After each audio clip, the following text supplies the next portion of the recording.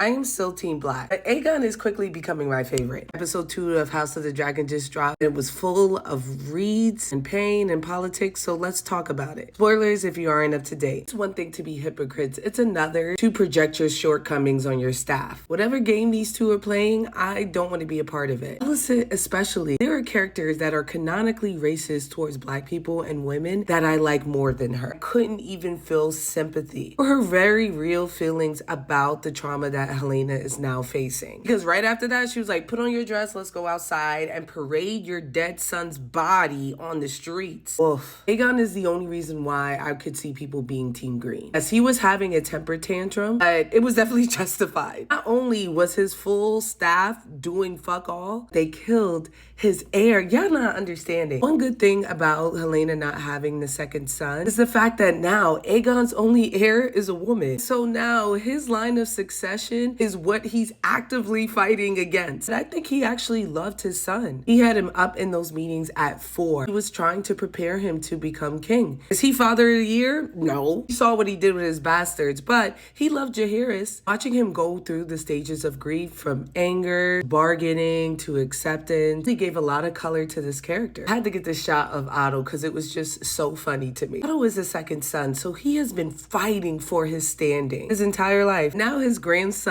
just kicked him out of his position, set up his homeboy who just let his son get killed. Like, what? And this is after my man did a double shift of spinning, making sure that a full-on war does not occur. Every time he puts something in place, one of his dumb spawn just ruins it immediately. Maybe this will give him a little bit of peace. I just had to share this shot really quickly. Elena broke my heart every time she was on screen. I could really empathize with a sensory sensitivity. But beyond that, she is mourning her son. This is the next day. They paraded his body like it was out. Didn't put like a glass case around him, just out in the wind for anyone to just touch him. I couldn't believe it. While I understand the impact of that funeral procession, still was hard to see, especially since it was only the women who came out. Rhaenyra is back and I'm glad to see her. Love that read that she gave Daemon because he thinks that everyone is so afraid of his power. And I'm glad that she finally told him because clearly no one else has. He's dumb. What the? Nobody can trust you. You be moving crazy. Also notice that Aemon had that same rhetoric spit into that, milkmaid he was with. They all think the world's against us, but really they're working against themselves. I was for every move that Rhaenyra did this episode, with the exception of her tasking Baela. Don't get me wrong, I know that Baela is capable and I'm here for it. She just told Jace no. And so it's okay for your Black stepdaughter to go out on her dragon and patrol, but your son can?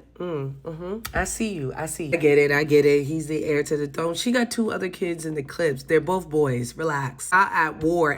All hands on deck. At your old aunt on her dragon. Put your son out there too to work. I will say I am loving all of these scenes that we're getting of the children. They're fighting for their kingdom. I was hoping to see more stuff of Jace in Winterfell, but maybe he'll go back. I don't know. The scene overall was great. I love seeing that she got that dog in her and that they're connecting on some level. Just like the first episode, the last 10 minutes felt like a short story within the show. First of all, this twin knew that he was going on a suicide mission because initially he was pressing Cole. The amount of luck that his twin brother didn't get a scar, cut his hair, or overall just change his outfit was honestly the gods looking out for him. He could have ran into him at any time. Like, the plan had no legs. And the only reason why he got so close to Rhaenyra is because he's the best at what he does. Since Rhaenyra is not having sex with the Help, obviously people came to stop him. But she definitely need to keep a blick by her. I don't know how, but she need to keep something on her. All in all, I thought this fight scene was done very well. I kept on looking to see where Rhaenyra was and then trying to figure out which twin was which, who was winning. Which I think it was a piece of it, honestly. At the end of the day, both houses lost really good knights in their time of need. It's a tragedy, honestly. Also, I did not know these were real twins. I thought this was one guy. How much pressure does it put on these brothers in real life? Like, bro, if I die, you gotta kill yourself. That's how this goes. We're one, remember? At least that's how I'd be moving with my twin sister if this is a scene we played out. All in all, I enjoyed this episode. It was beautifully shot. On the edge of my seat trying to figure out what was going to happen next. It brought out a lot of emotions in me. Disgust, anger, happiness, laughter. It did exactly what a show was supposed to do. 4 out of 5 Frankie Flames.